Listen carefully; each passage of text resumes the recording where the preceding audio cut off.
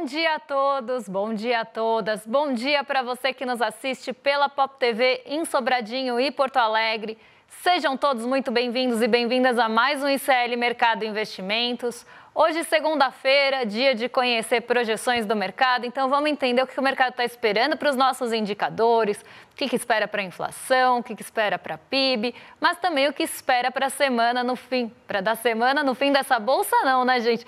Para a bolsa no fim dessa semana. Então a gente vai conhecer todas essas perspectivas e mais, vamos falar de um assunto importantíssimo que é a desigualdade do mercado de trabalho brasileiro, que ficou explícita aí na última PNAD trimestral, essa pesquisa que acaba trazendo detalhes do nosso mercado de trabalho. Antes de falar de tudo isso, já vamos passar pela nossa agenda, porque spoiler para vocês, ela tá enorme, tá recheadíssima e a gente vai passar aí o que são os principais pontos hoje. Então, tivemos IPC-FIP da segunda quadricemana de maio, já divulgado às 5 horas da manhã, e o CPI, Índice de Preços ao Consumidor e o Núcleo, às 6 horas da zona do euro, essa medição relativa a abril. Às 8h25, como já falei para vocês, teve relatório foco semanal, esse velho conhecido nosso, né, que já traz aí as perspectivas do mercado para os nossos principais indicadores macroeconômicos. E teve BCBR também, esse a gente vai deixar para amanhã, porque vamos fazer uma leitura junta aí, ou conjunta com o monitor do PIB, que saiu só mais tarde. E aí a gente vai apontar as diferenças, o que é que um está vendo, o outro está vendo, porque são medições diferentes, ambas termômetros da nossa economia, né? Tentam trazer uma prévia do PIB, mas por óticas diferentes. Então saiu às 9 horas o IBCBR e às 9h30 o PIB do primeiro trimestre do Chile. E aí vocês vão ver que das 9h30 em diante, a agenda está tomada por dirigentes, presidentes, diretores de Banco Central. Então, quem começa aí a nossa agenda com o falatório todo? O presidente do Fed de Atlanta, Rafael Bostic, fez um discurso de abertura num evento institucional. E aí a gente passa já para a segunda página da agenda com o nosso monitor do PIB, que saiu às 10. Olha, ele nem está aí porque tem mais gente falando antes do monitor do PIB que sai às 10h15. Então, vamos lá. O Philip Jefferson também falou, né, nesse mesmo evento do Fed. O presidente do Fed de Nova York, o John Williams, também participou de uma conversa na conferência aí de mercados de capitais, então aqui outro evento, mas também uma participação de outro dirigente, outro presidente do Fed. E às 10 horas, algo que está acontecendo agorinha, tá? Porque ainda não acabou e eu estou aqui monitorando as falas dele, Gabriel Galípolo palestra na conferência promovida pelo Goldman Sachs. E Gabriel Galípolo já deu alguns recados bem importantes nessa conferência, nessa palestra, e a gente está acompanhando aqui tintim por tintim. Quando a gente tiver um conjunto de falas do Galípolo, a gente passa para vocês, mas já adianto nada novo sob o sol, ele falando que não vai mexer na meta de inflação, falando que vai levar a inflação para a meta, que os juros devem permanecer mais altos por algum tempo e a gente que se acostume com isso. Então aqui, Gabriel Galípolo está falando nesse momento e essa fala começou às 10 horas. Agora sim, eu acredito que 10h15 a gente tenha um monitor do PIB de março, então a gente vai contrastar amanhã para vocês, porque 10h15 já é quase a hora do programa, não dá para montar e analisar para trazer. Então a gente traz os dois juntos amanhã. Mas não é só isso. Hoje, às 2 horas, tem a divulgação da grade de parâmetros macroeconômicos da Fazenda, né, da SPE, que é a Secretaria de Política Econômica, aí, que olha, né, para esses parâmetros, que faz também alguma divulgação de projeção. Nós temos hoje, mais tarde, às 2 horas, o diretor de política monetária do BC, o Newton David, participando de uma live. E às 2h15, o presidente do Fed de Dallas vai participar aí de uma conferência no Fed de Atlanta. Então, o Fed de Atlanta hoje está promovendo um evento. E aí, vários presidentes das outras regionais do Banco Central dos Estados Unidos vão lá para falar. E aí é o que eu sempre falo, tá todo mundo tentando buscar, tanto nesse evento quanto na fala do Galípolo, alguma sinalização em relação à política monetária, em relação à inflação, em relação a algo que traga alguma perspectiva para os mercados financeiros, seja de juros, seja de inflação. Então, isso acaba ficando no radar e vocês vão ver que a agenda está tomada de falas hoje. Mas já vamos passar para a próxima página aí, para ver quem mais que fala hoje. O presidente do Fed de Minneapolis participa também de uma conversa numa universidade. Balança comercial semanal Essa já também velha conhecida nossa, sai toda segunda-feira às 15 horas. E a gente tem decisão na China de juros, então das taxas ali de 1 e 5 anos, as taxas mais longas da China, a gente vai ter essa decisão hoje e isso vai ser divulgado só às 10 da manhã, então bate na gente na abertura. Reunião trimestral do Banco Central com economistas de mercado também vai acontecer ao longo do dia e tem cúpula do Reino Unido, União Europeia acontecendo também hoje durante o dia. Então, como falei, né, uma agenda bem voltada para falas de dirigentes de Banco Central, o Focus aí no meio e o IBCBR monitor do PIB, que são esses termômetros do nosso crescimento, do nosso PIB, e trazem essas projeções, né? Não dá para falar que é uma prévia, porque as medições são diferentes, a metodologia é diferente do PIB, mas sim um termômetro do que esperar da nossa atividade econômica. Antes da gente entrar nos assuntos do programa e, de fato, vou chamar o Diego que está lá na redação, mas hoje ele não vai dar bom dia e fazer fechamento de mercado. A gente mudou um pouquinho da dinâmica por aqui. Bom dia, Diego, como é que você está? Bom dia, Débora. Bom dia para toda a nossa audiência. Hoje o fechamento ficou um pouquinho mais para baixo no nosso roteiro, mas antes de já puxar o gancho para o nosso primeiro assunto, queria dar alguns bons dias específicos aqui. Bom dia para a nossa telespectadora fiel, Maria Helena, diretamente de São Joaquim, na Serra Catarinense. Maria Helena, como é que está o clima aí hoje? Está congelante ou está gelado só? Bom dia para o Andrei Gobi, bom dia para Gladys Garcia, bom dia para o Dream Man, bom dia para o Bad Dog, que já veio com pergunta maliciosa, querendo saber como que ficam os ovos com essa história da gripe aviária. Bom dia para Neraci Miranda, bom dia para o nosso telespectador fiel, André Bolzan, diretamente de Diadema. Enfim, bom dia para todo mundo, prazer estar aqui com vocês. Débora, nós estamos semana passada devendo assunto para a nossa audiência. Ficou faltando a gente falar da PNAD trimestral. Sexta saiu a pesquisa bem completinha com dados de por cor e por gênero, isso tanto por renda quanto por mercado de trabalho. Ela é a principal pesquisa sobre a força de trabalho aqui no Brasil e ela é feita a cada trimestre, sendo que são cerca de 2.000 entrevistadores vinculados a mais de 500 agências do IBGE, o Instituto Brasileiro de Geografia e Estatística. Eles visitam aproximadamente 211 mil domicílios.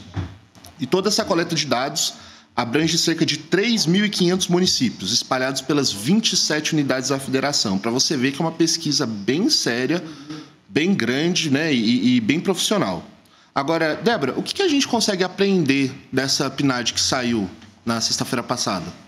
Olha, o que a gente consegue tirar de lição é que o Brasil ele continua muito desigual em relação ao mercado de trabalho, tanto quando a gente olha o recorte por cor, quanto quando a gente olha recorte por gênero. Então, não é de se espantar e não espanta ninguém, né, que a gente tenha diferenças salariais aqui no Brasil, mesmo quando a gente está falando de mesma função e menos salário, né? Então, pessoas que fazem a mesma função por uma questão de gênero ou de cor, elas têm salários diferentes. E isso é algo que precisa ser discutido aqui no Brasil, porque a nossa desigualdade ela é muito grande e a PNAD ela acaba trazendo, né, um holofote, ele joga a luz em cima disso para a gente ver como é que é essa diferença aqui no Brasil, não só na desocupação, mas também no rendimento, né, e subutilização. Em todos os aspectos, a gente tem essas diferenças de mercado de trabalho.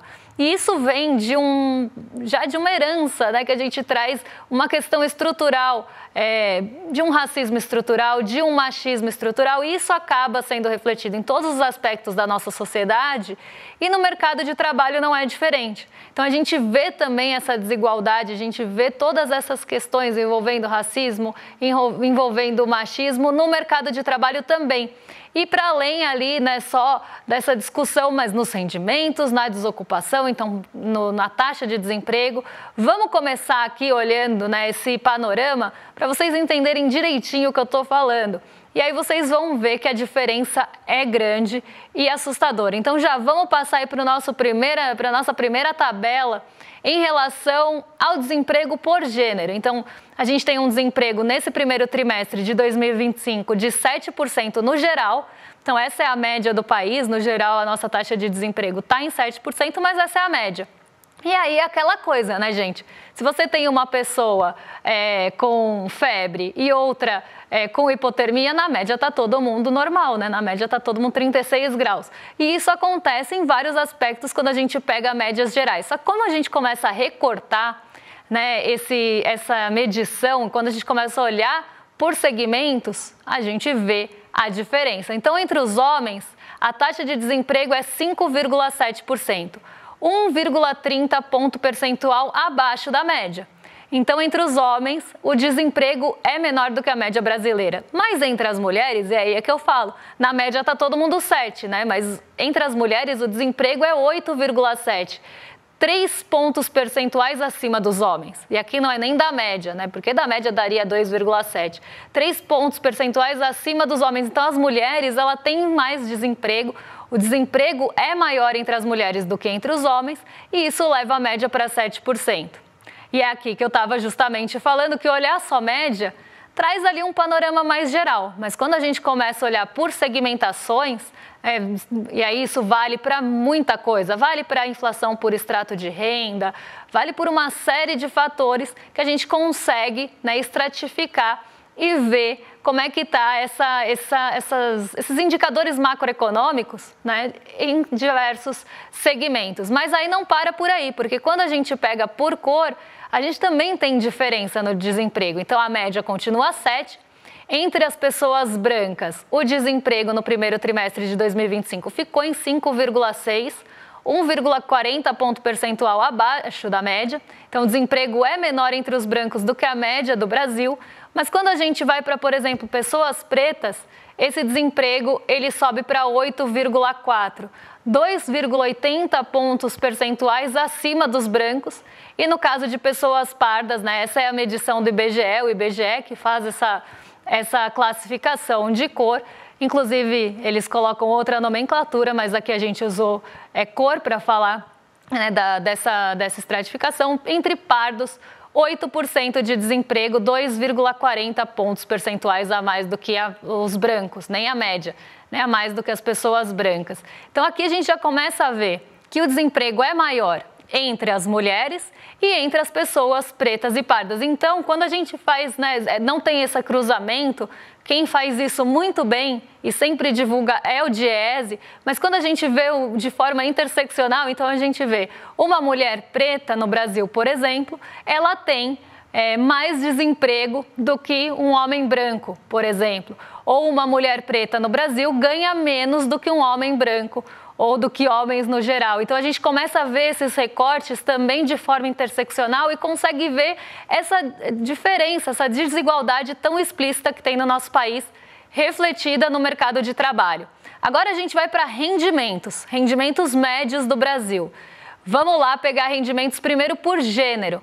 Então, o total dos rendimentos aqui do quarto trimestre de 2024 foi de 3.270. No primeiro trimestre de 2025, teve aumento dos rendimentos de forma geral, então foi para R$ 3.318. Mas quando a gente olha entre os homens estão acima da média. Aqui está por cento, mas não é... Aqui é por cento, né? O outro que era pontos percentuais. Eu já ia falar que estava errado, mas está certo sim.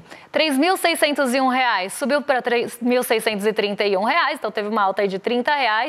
E os homens ganham 9% acima, aqui só considerando o último trimestre, tá, gente? 9% acima do que a média do Brasil. Então, homens ganham mais do que a média no Brasil. Já as mulheres, né, saem de um rendimento de R$ 2.830 para R$ 2.898. Então, tem um aumento também de renda, inclusive um aumento de renda um pouco maior ali do que os homens, mas mesmo assim, mesmo diminuindo essa diferença, a gente ainda ganha 20% a menos do que homens no Brasil. Mulheres ganham 20% a menos. É como se você fosse contratada já sabendo que você vai ter um descontinho de 20% no seu contra-cheque, porque você é mulher. Então, as mulheres no Brasil, inclusive, tem estudos muito interessantes em relação ao mercado de trabalho de mulheres mais capacitadas, mais estudadas e que têm menos salário. Então, por mais que as mulheres se qualifiquem mais, inclusive para mesmas funções, e muitas vezes trabalham mais que os homens porque precisam provar que elas estão ali naquele lugar, elas podem trabalhar mais que os homens e ainda ganham menos. E isso que acaba sendo escancarado quando a gente vê aqui uma pesquisa. Ah, Débora, mas isso é média nacional. É média nacional, é média do país, Mas essa realidade ela está presente em várias esferas. E a gente precisa falar sobre isso. A gente precisa falar que mulheres ganham menos no Brasil. E mais, se você for uma mulher preta no Brasil, aí você ganha menos ainda. Então já vamos passar para o nosso gráfico aqui, para o por cor, né, que tem ali essa comparação entre rendimentos de pessoas brancas, pessoas pretas e pardas. Então, no quarto trimestre aqui do ano passado, a gente tinha 3.270, né? Então, aqui a mesma linha que estava lá, 3.318 no primeiro trimestre. Entre as pessoas brancas, esse rendimento fica 29% a mais do que a média, então 29% maior do que a média. Nesse primeiro trimestre, sai de 4.223 para 4.264. E as pessoas pretas, aqui no Brasil, no quarto trimestre de 2024, estavam ganhando R$ 2.445, sobe para R$ 2.500 nesse primeiro trimestre, aqui rendimentos médios reais, tá? Então já descontando a inflação, mas uma pessoa preta no Brasil ganha 41% a menos do que uma pessoa branca. E uma pessoa parda, com o seu rendimento de R$ 2.577, ganha 40% a menos do que uma pessoa branca. E aí eu falo de novo, se a gente fizer um recorte, né, e pensar numa interseccionalidade, aí uma mulher preta no Brasil, ela ganha quase metade do que um homem branco. Então a mulher preta, ela entra ali, né, já ganhando menos do que um homem branco no Brasil, justamente já tendo ali, é como se você, né, contratasse a pessoa e ela trabalhasse 2 meses, você paga só um, já que ela ganha metade, certo? Então aqui a gente vê, né, como isso não está só ali na questão, porque a gente pode pensar uma questão social, uma questão de sociedade, é uma questão estrutural. E é uma questão estrutural, né, a gente pode falar de racismo, de machismo, dos dois juntos, é uma questão estrutural que acaba aparecendo em vários outros aspectos, inclusive nos aspectos aqui que a gente está falando socioeconômico do Instituto Brasileiro de Geografia e Estatística. Então, são dados estatísticos que mostram que, sim, essa é uma realidade do Brasil, uma realidade que precisa mudar urgente. Mas a quem importa, né? A quem favorece todo esse sistema? Né? E quem que vai lutar para mudar algo que quem está no poder ali, político e econômico, não tem muito interesse em mudar? Né? Mas aqui a gente continua vendo mês após mês, parece uma coisa cansativa, eu já gravei vídeo sobre isso, toda vez que saem dados do IBGE com estratificados, né, com mais análises, a gente traz para vocês, mas a gente sabe que é uma realidade, infelizmente, muito difícil de ser mudada, mas que a gente tem que lutar aqui todos os dias para que essa desigualdade, todas as outras, né, e todas essas questões estruturais comecem a ruir. Né? Em algum momento a gente tem que mudar isso, porque só traz atraso, só traz aí, inclusive, perdas econômicas, se a gente fosse levar só por esse lado. Mas não é só por esse lado que tem que ser levado. A gente tem que pensar que a nossa sociedade ela é desigual, ela tem questões estruturais gravíssimas e que estão longe aí de chegar ao fim, infelizmente. Vamos mudar agora de assunto, vamos voltar agora para o mercado financeiro, porque o Diego está lá na redação, agora sim, para contar para vocês como é que foi o fechamento de sexta. Então, Diego, conta para a gente como é que nossa bolsa e o mercado internacional sextaram na semana passada. Olha, Débora, pelo menos aqui no Brasil, a sexta-feira foi até de tristeza para nossa bolsa. Depois de uma oscilada bem forte no dia, o Ibovespa fechou a sexta-feira praticamente andando de lado, com uma leve queda de 0,11% aos 139.187,39 pontos. Um alívio tremendo, aliás, considerando que a bolsa chegou a recuar mais de 1% durante a tarde de sexta-feira. Antes andar de lado que um recuo desses, né, Débora? No acumulado da semana, a notícia já é boa. O índice subiu 1,96%, marcando a sexta valorização semanal consecutiva, algo que não acontecia desde o final de 2023. O dólar também teve um dia bem volátil, mas sextou fechando a R$ 5,67. Na verdade, é 5,669, só que eu aproximei para 5,67. Isso expressando um recuo de 0,19%. Já no acumulado semanal, o dólar encerrou a semana com uma valorização de 0,26%. Na seara corporativa, acho que vale mencionar os nossos pesos pesados. A Vale inverteu a queda e subiu 0,07%, mesmo com o recuo do minério de ferro no mercado internacional. Já as notícias da Petrobras foram de avanços apoiados principalmente na alta do petróleo no mercado internacional. Débora? Vamos lá, antes de chamar, né, o nosso termômetro da Bolsa, que vai trazer as perspectivas, né, as projeções para o fim da semana, vamos entender um pouquinho aí do que aconteceu na sexta-feira, porque sexta-feira foi um dia bem ruim aqui no Brasil para alguns bancos, né? O Banco do Brasil teve queda de mais de 12%, liderou ali os aspectos, as quedas, né, as ações negativas do nosso Ibovespa. Isso porque teve divulgação do resultado do Banco do Brasil na sexta e esses resultados, eles não agradaram. Na verdade, o resultado saiu no dia anterior, mas ele foi refletido ali na sexta-feira. Então, esses resultados não agradaram, teve aumento de inadimplência, teve queda no lucro e o Banco do Brasil nem deixou guidance, nem deixou a sinalização, porque eles vão rever isso por conta ali da inadimplência e das recuperações judiciais no agronegócio, e esse é um braço ali bem forte, ficou horrível isso, né? Mas é um braço ali do Banco do Brasil. O Banco do Brasil ele é conhecido por ter créditos para o agro, então a gente normalmente tem isso, né? A Caixa emite LCI. Por que a Caixa emite mais LCI? Porque a carteira de crédito da Caixa é mais voltada para o setor imobiliário. O Banco do Brasil, quando eu vou lá aplicar meu dinheiro, eu tenho muita LCA. E o que isso significa?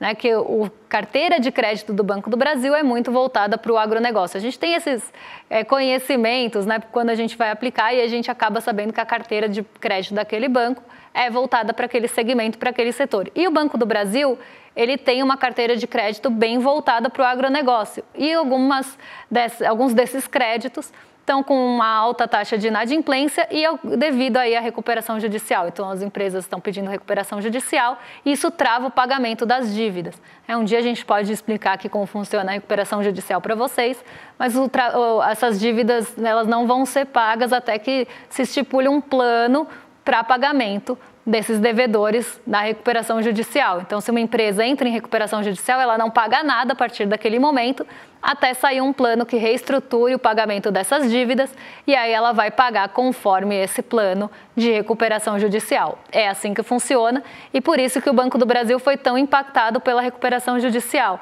Mas isso não foi suficiente para derrubar o Ibovespa, porque outros bancos acabaram ficando ali no positivo. Então, outros grandes bancos aqui, Itaú, Bradesco, acabaram levando o setor financeiro para cima, mesmo com a queda no Banco do Brasil. Mas é importante a gente falar isso, e quando a gente vai todos os resultados, já falei para vocês que a gente vai fazer uma análise aqui de todos eles, mas trazendo aí um pouquinho do que aconteceu e do que impactou bastante o mercado na sexta, não suficiente para levar para o negativo, porque a gente teve Petrobras no positivo, a Vale também não teve, né, um movimento tão forte, mas aqui o nosso Banco do Brasil caindo bastante por conta desse resultado que, claro, né, trazendo menos lucro e nem deixando sinalização para frente, acaba deixando os investidores receosos e eles vão vender, realizar o ganho e aí as ações vão entrando nessa espiral negativa. Agora a gente vai falar do termômetro da Bolsa, né, porque a gente está falando aqui de projeção, né, do que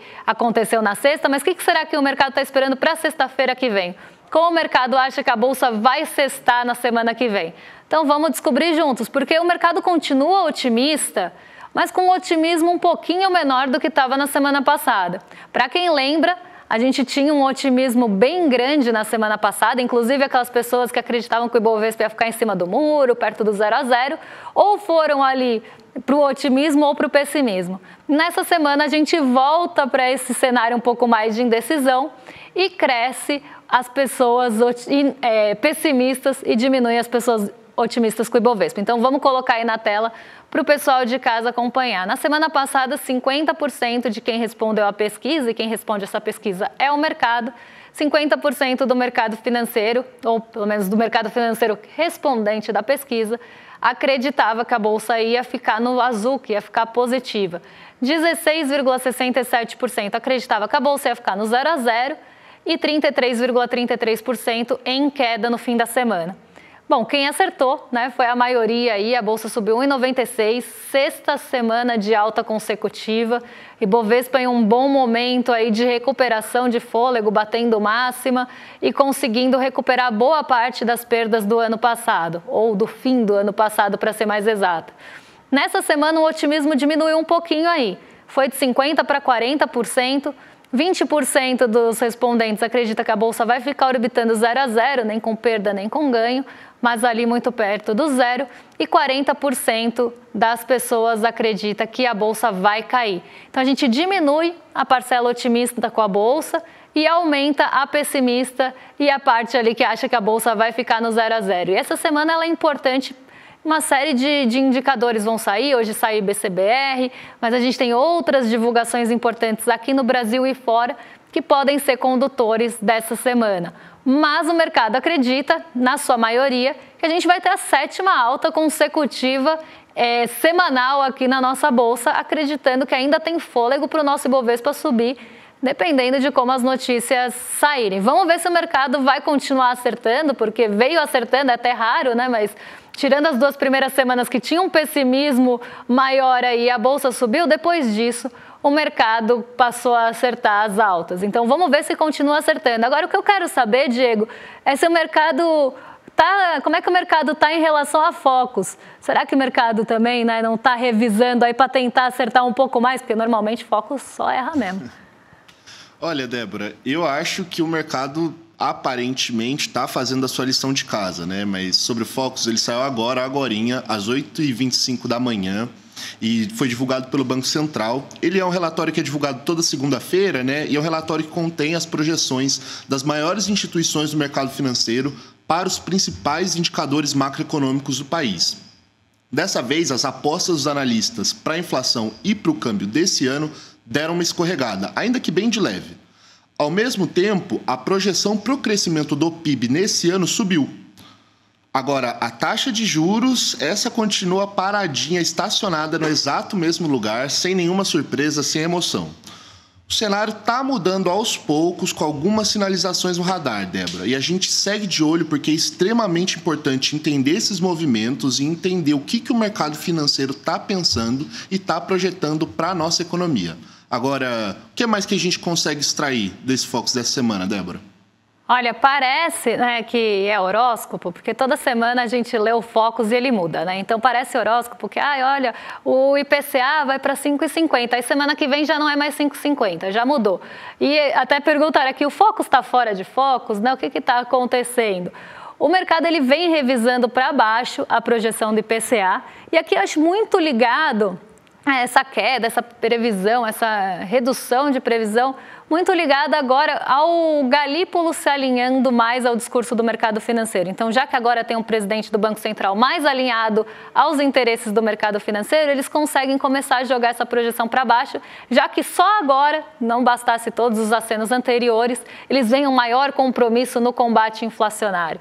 Então, esse é um ponto. Mas a gente tem outras questões que devem vir aí. O último comunicado do Copom, né, do Banco Central, acabou mostrando que a gente deve ter uma inflação mais equilibrada nesse ano, então menos altas do que se esperava anteriormente, e isso acaba mexendo com todas as outras variáveis, menos com a Selic, porque o mercado já deu a bênção que 14,75 tá bom, então não precisa subir mais também. Então aqui a gente vê realmente esse aval do mercado financeiro em relação à condução da política monetária a partir de agora, já que a condução está bem alinhada com o que o próprio mercado espera. Eu acho que esse é um ponto importante. Claro que tem outros fatores envolvendo o dólar, que também teve uma nova redução aí na projeção, e dólar acaba também pressionando a inflação, não tão diretamente na mesma proporção, mas também influencia. E o PIB, por mais que a inflação vai cair, vai subir um pouquinho segundo a projeção do mercado, agora 2,02. Então, deixa de ser aquele motor da inflação que estava sendo pintado nos focos passados e agora pode subir um pouquinho sem pressionar a inflação. Mas a taxa de juros em 14,75 vai continuar restritiva. Agora eu vou dar um recado antes de passar aí para os meus amigos do rolê, porque hoje eu vim a caráter aí falar do quê? Do documentário do Malafaia, que vai estrear no dia 29 de maio, às 8 horas. O podcast já está um sucesso, tá todo mundo assistindo o podcast e a gente vai ter agora o documentário também, que vai trazer mais bomba, como se não bastasse só o podcast trazendo uma bomba atrás da outra, o documentário vem aí com mais bombas para vocês. Então, para garantir o ingresso e assistir esse primeiro episódio, entra aqui em iclmercado.com.br e você já garante a sua vaga para assistir esse primeiro episódio, com aí também, né, a participação da Juliana Dalpiva e do Igor Melo, que estão conduzindo o podcast, toda essa investigação com maestria, e o Eduardo Moreira, que vai participar aí também mediando esse debate, junto com a estreia do documentário. Então, imperdível, gente. Para quem está gostando do podcast, para quem ainda não ouviu, vou puxar a orelha, tem que ouvir. E já aproveita para se inscrever aqui e assistir esse primeiro episódio no dia 29, às 8 horas. Agora sim, vou entregar para os meus vizinhos de cima, exatamente às 11h30. William De Luca e Guga Noblar vão ficar com vocês a partir de agora. E a gente volta amanhã para trazer mais. Acho que amanhã a gente não volta, mas a gente volta essa semana para trazer os principais assuntos que estão mexendo com a sua bolsa, com o seu bolso, com a nossa bolsa e com as nossas vidas. Um beijão e até lá, pessoal. Quando o assunto é a vida financeira do pastor Silas Malafaia, tem muita coisa que está mal explicada. Malafaia gosta de se apresentar como um líder religioso humilde e sem fortuna. Mas por trás do púlpito, ele se transformou em uma figura poderosa que até patrocina a extrema-direita no Brasil. Ele se descreve como um servo, mas até articula campanhas com seus milhões. Eu sou o Igor Melo, repórter do ICL Notícias, e durante mais de um ano eu investiguei, ao lado da Juliana Dalpiva, para descobrir como Silas Malafaia chegou nesse lugar de poder e dinheiro, para entender o que ele esconde e o que ele só revela quando interessa. No dia 29 de maio, uma quinta-feira, às 20 horas, você vai assistir o documentário Império Malafaia, uma denúncia inédita sobre o poder, a influência e o dinheiro do pastor. Toda a verdade sobre o patrimônio do Malafaia estará revelada no nosso documentário. Você sabe qual é a diferença entre informação e conhecimento? Uma informação é um fato dado sobre algo ou alguém. O conhecimento é a capacidade de interpretar e analisar criticamente uma informação.